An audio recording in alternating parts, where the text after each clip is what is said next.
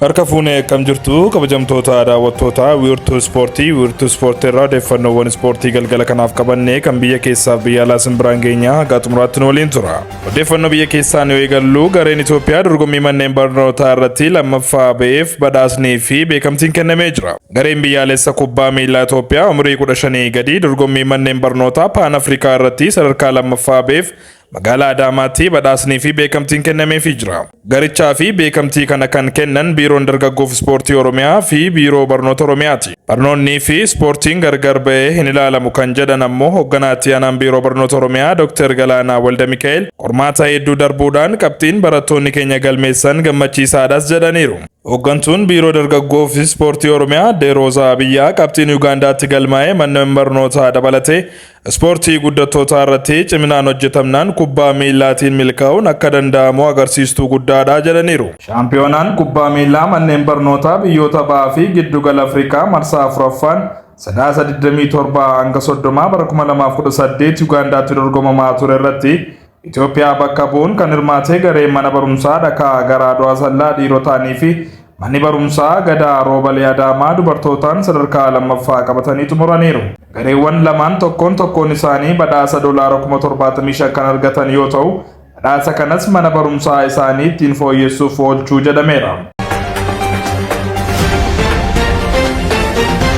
Kilabiin kubbaa miilaa Shaggar guddattoota umurii 17 gadi mallatteessifate. Taphoota CBE Premier League Itoophiyaa keessatti hirmaachaa kan jiru kilabiin kubbaa miilaa Shaggar taphattoota garee biyyaalessaa umurii 17 gadi 3 mallatteessifate. Kilabiin magaalaa Shaggar taphattoota garee biyyaalessaa umurii 17 gadi tibbana waancaa Afrikaaf darbuuf qooda olaanaa baataa turan 3 mallatteessifatee jira. Haaluma kanaan Daawit Kaasa'uu, Biiniyaam Abraa fi Karra Eegaan Tamasgeen Kabbadaa kilaba Shaggariif taphachuuf waliigaltee isaanii mallatteessanii jiru. Taphattoonni kunneen waliigaltee waggoota 3 kan mallatteessan yoo ta'u, ji'aan birrii 50,000 kan kaffalamuuf ta'uunis eerameeti jira. Hojii raawwachiisaa olaanaan Federeeshinii Kubbaa Miilaa Itoophiyaa obbo Baayiruu Xila'uun gama isaaniitiin Shaggar guddattootaa kanneen sirnaan qabachuu akka qabus yaadachiisanii jiru.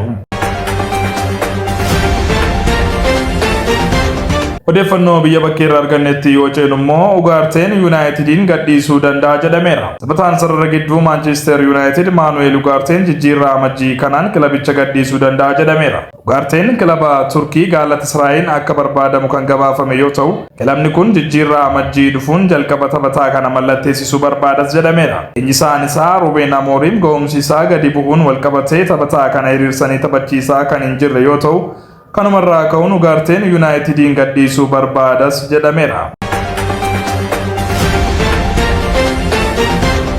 Champions League fi Premier League akka injifannutu natti dhaga'ama jechuun Maduekeen dubbate. Taphataan sarara qarqaraa Arsenaal Nooni Maduekeen gareen isaanii waancaa Champions League fi Premier League injifachuuf ga'umsa akka qabu dubbateera.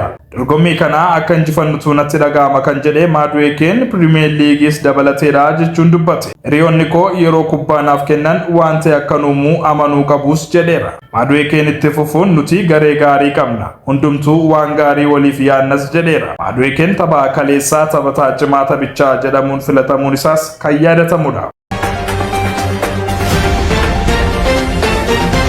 Odeeffannoo keenya xumuraatiin taphoonni liigii Awurooppaa marsaa 6ffaan har'a galgalaatti fufuun ni adeemsifamu. Haaluma kanaan galgala sa'aatii 5 irraa eegaluun taphni Aston Villa fi Basel waliin taasisan ni eegama. Liigii kana dursaa kan jiru Olympic Lyon ammoo Go Ahead Eagles waliin ni taphata. Taphoota birootiin ammoo Celtic Roma waliin, Porton Malmo waliin, Celta Vigo Bologna waliin, Young Boys Lille waliin, Dynamo Zagreb Real Betis waliin taphni isaan taasisan ni eegama. Egaan kabajamtoota daawwattoota wiirtuu ispoortii odeeffannoon ispoortii galgala kanaaf qabanne kan gammaatti daawwattanii tubii keenya subscribe, share, like gochuun odeeffannoowwan biraan hanga walitti deebinutti ani sanyii jannaqaan ture turtii gaarii.